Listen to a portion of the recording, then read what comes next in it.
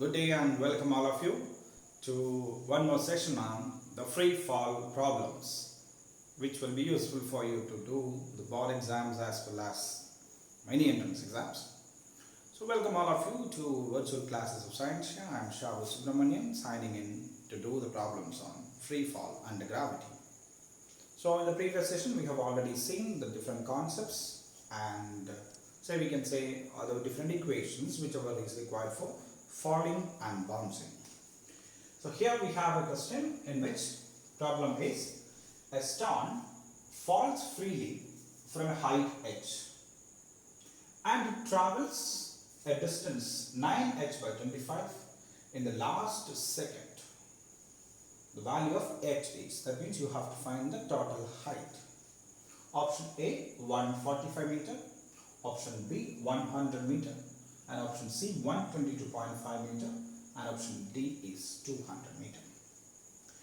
Let us see how to proceed with this question. What is given over here is there is a ball falling freely from a height, say h, and it takes a time of, let us assume that it takes a time t for that, and we already knows the height obtained or the depth of fall is equal to half gt square. This is one of the equations that we have derived from free fall under gravity. And let us assume and that 1 second, the problem is the last 1 second. So the time taken before that is t minus 1 second. I am leaving that 1 second motion. So I am considering t minus 1 seconds in which, let's say, the particle have covered a distance of h1. So we can write h1 is equal to half g into t minus 1 the whole square. What is given over here is it falls from a height h and travels a distance of 9h by 25 the last second. So in the last second, what is the distance covered by that? We can say that it is equal to h minus h1. From these two, I can find h minus h1, that is half g t square minus half g into t minus 1 the whole square. Expanding a minus b whole square, the first term over here and this one will get cancelled. What will be remaining? I will have, say, I am expanding it, half g t square minus half g into t square minus 2t plus 1. First term will get cancelled, remaining is, so I am taking half g outside. Second term is, we can say 2t minus 1. I got h minus h1. So let's say this is equation 1 and this is equation 2. Dividing 2 with 1, what I will get is h minus h1 divided by h.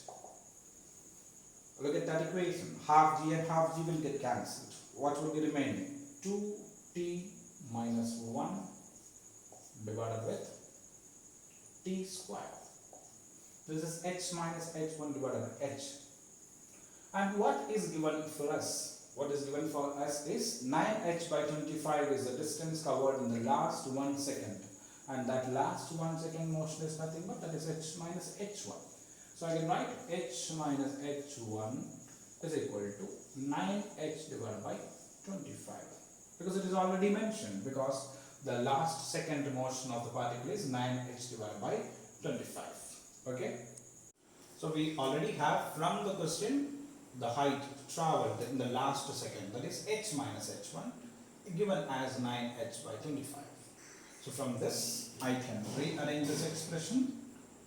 H minus h1, taking the h to this side, this will become 9 by 25. So this expression and this expression are both for h minus h1 divided by h. We can equate them. That means 9 by 25 is equal to 2t minus 1 divided by t square. Cross multiplying and rearranging, we'll get 9t square minus 50t 25, I'm taking it to this side, that will become plus 25 is equal to 0. So, if you find the t value and then substitute on h, definitely we will get the height value. So, our aim is to get t value. What is t? From that, I can write t is equal to, so minus b, that is 50, plus or minus, root of 50 square is 2500, minus 4ac, 4 into 25 is 100, 100 into 9 is 900, divided by 2a, that is 18. 2500 minus 900 is 1600. Root of 1600 is 40. So we can get two options, 50 plus 40 divided by 18 and 50 minus 40 divided by 18. Looking at this, 50 minus 40 divided by 18, that is 10 by 18, will be less than 1. But in the problem it is already given that there is a last second. That means the problem is greater than 1. So that option we can omit. I will look for only this option. What is that? 50 plus 40 divided by 18, that is 90 by 18, which is 5 seconds.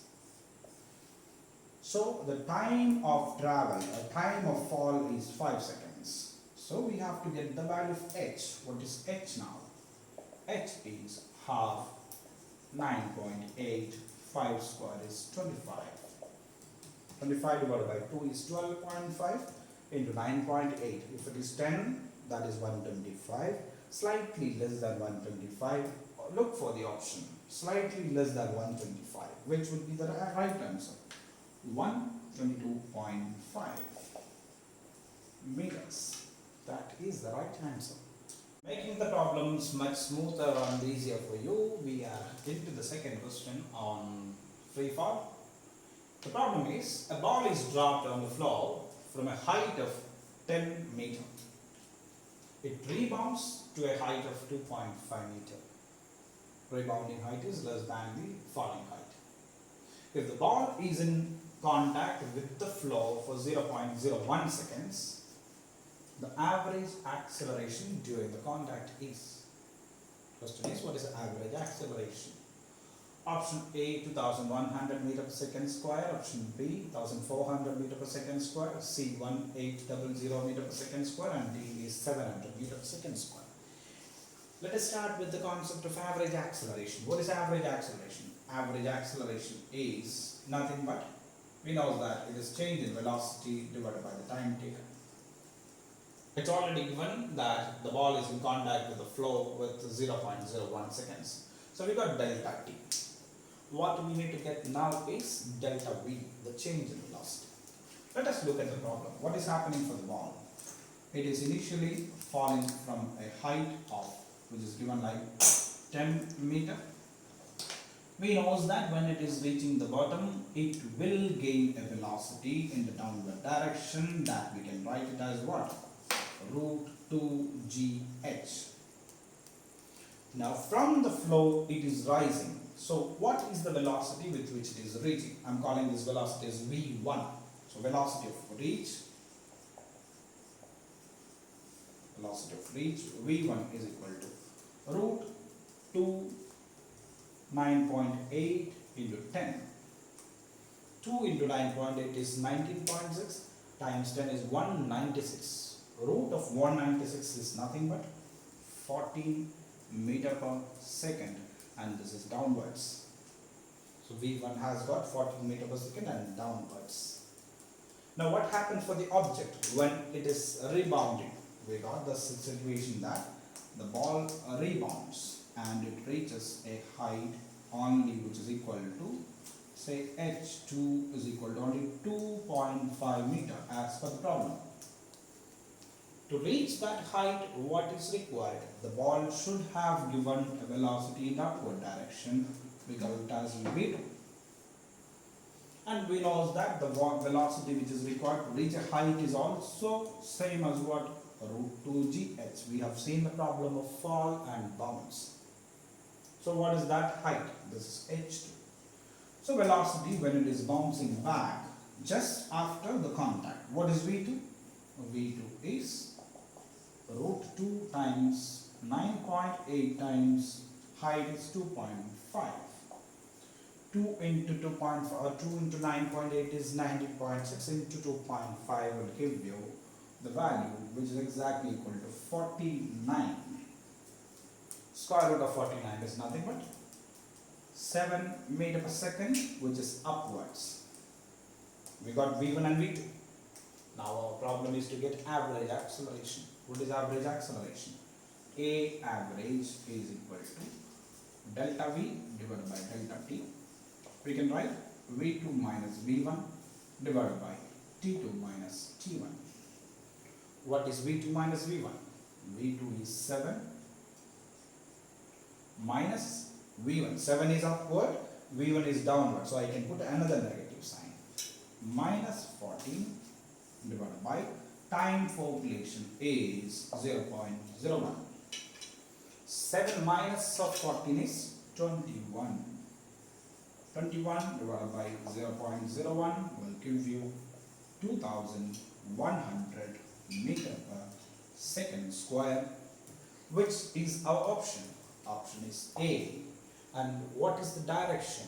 We know that average velocity is in the upward direction.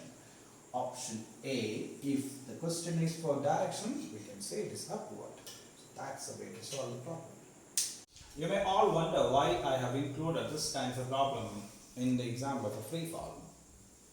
See, there is a spherical arrangement and there is a ball which is slipping down. These are all the system. Let us go through the problem first of all. A frictionless wire AB is fixed on a sphere of radius r. That is, a frictionless wire AB is fixed inside a sphere of radius r. A very small spherical ball, that means a very small spherical ball, slips on this wire. That is, it is slipping through the wire. The time taken by this ball to slip from A to B is, that is, time taken to cover A to B distance. Diagram is given like, you have a sphere, AB is a wire, ball is slipping down, and this line is making, say, 90 degree with this. We have C to R, that is, the radius is R. Options are 2 root GR divided by G cos theta, B is 2 root GR cos theta by G, and option C is 2 root of R by G, and option D is GR divided by G cos theta. The ultimate aim, why this is included in this free fall is, you can say that this problem is very identical to your free fall question. Why is? It is given like, the ball is slipping on the wire. Slipping on the wire means initially the ball's velocity is equal to 0. That is our condition. Let us look into the situation. What happens? This is the wire AB, and we know that it makes an angle theta with this. At any particular instance, suppose the ball is over here, the ball which is slipping down, the acceleration, G acting on it will be in the downward direction, G, and this will be making theta angle with this. If I resolve G into components, say if I am completing this one as a right triangle, the details we will see in the problem of what we will say, sliding, which is on an inclined plane. You can see that the component which is perpendicular over here will be G sine theta, and the component which is parallel to the plane will be G cos theta. So what I can say, the particle has got u is equal to 0, and the acceleration experienced by the particle is G cos theta. This is the problem. So we can see that it is very similar to what? It is very similar to our free fall condition. And what is the displacement of the object? Displacement of what is equal to, say, AB. And let t is the time taken for that, which is unknown. That is what we have to find. Because problem is time taken by the ball to slip down. Use the equation S is equal to ut, that's half a t square, which is AB is equal to ut is 0, half G cos theta into t square. Let it be equation 1. Now look at that right triangle. What is this right triangle? This has got angle 90 degree over here, And the hypotenuse of the triangle is, if this side is r, this side is also equal to r. So the hypotenuse length is 2r. So what will be AB from that? I can write AB is equal to, it is the adjacent side of the theta angle. So I can put it as 2r cos theta. I got AB. Substitute into the expression 1. This becomes 2r cos theta is equal to half g cos theta times t square. Cos theta is not there in the option. Definitely you can say that there is no other possibility, only this will be the answer, because all other carries cos theta. Let us prove that one. So rearranging, we will get 4r divided by g is equal to t square, which leads directly into which one? Square root of that will give you 2 root of r by g. Option is C. Interesting problem of rising balloon.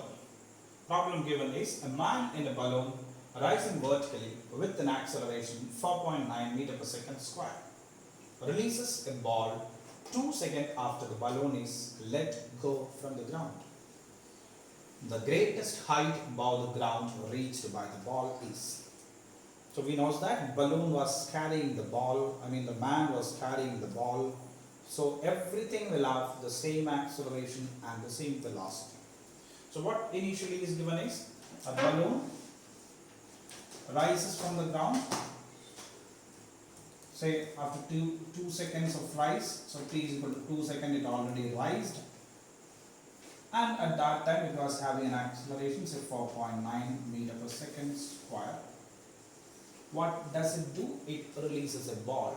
If it releases a ball, so we can say that the ball will have the same acceleration of the balloon and the same velocity of the balloon. Okay, so this will have the same thing due to inertia.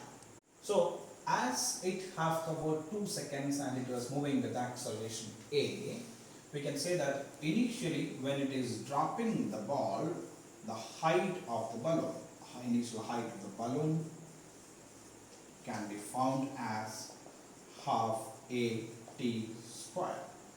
That is half into 4.9 into t square is 2 square. So 2 cancel, this becomes 9.8 meter. So the initial height of the ball is 9.8 meter. By the time the balloon have gained some velocity, we have to find that velocity because that will be the same velocity of which one? The ball itself. And that velocity after 2 seconds, we can write v is equal to u plus at, u is 0, a is 4.9 and that is 2. We can say 9.8 meter per second. So with this velocity, what will happen? The ball will still try to rise because this velocity is upward to the balloon as well as to the ball. Till which point we can say that? Till when that maximum height is reached, or we can say till when the total kinetic energy gets converted into potential energy. We have already used this relation, half mv square is equal to mgh.